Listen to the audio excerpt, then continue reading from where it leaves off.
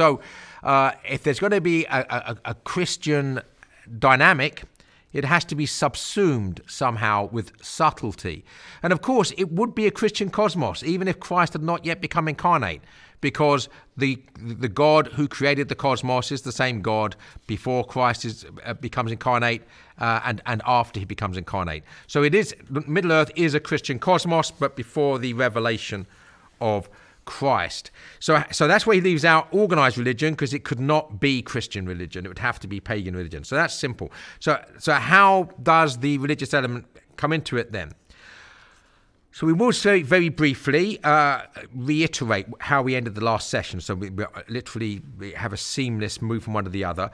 We talked about how Tolkien uses the same allegorical techniques as was used in the Middle Ages, particularly with the use of dates to convey deep theological symbolism. So March the 25th and December the 25th, for instance. And we also we concluded with a very brief mention of the word allegory, because Tolkien said in the preface to the second edition of The Lord of the Rings that I despise allegory in all its forms. So those lovers of The Lord of the Rings who don't love Tolkien's Catholic Christianity use this as a way of proving that The Lord of the Rings is not a Christian allegory. Tolkien despises allegory in all its forms, and he states explicitly that Lord of the Rings is not an allegory. No mention of the church, no allegory, therefore it's not Christian. That seems fair enough. But Tolkien, in his letters and various places, says the Lord of the Rings is an allegory of power, particularly power usurped for domination, but more than that, an allegory of death and immortality. So in some places he calls it an allegory, other places he doesn't. Is it because Tolkien doesn't know what he's talking about? Evidently not. He's a professor of philology at Oxford University. I think he knows what an allegory is. But what he's doing is using the same word to talk about two different things.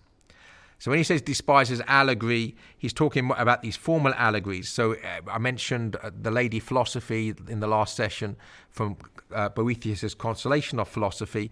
But in, for instance, more recent Pilgrim's Progress, the Giant Despair, and C.S. Lewis's The Pilgrim's Regress, where the spirit of the age is a monster called the spirit of the age. He lives in Zeitgeistheim in German, the spirit of the age home of the Zeitgeist. But he's defeated by a beautiful woman in shining armor on a horse, and her name is Reason. And we're told that Reason has two younger sisters, philosophy and theology. We get the point. This is where allegory is being used to preach and teach. That's not what Tolkien's doing in The Lord of the Rings. It's not what he wants to do in The Lord of the Rings, and that's where he denied it.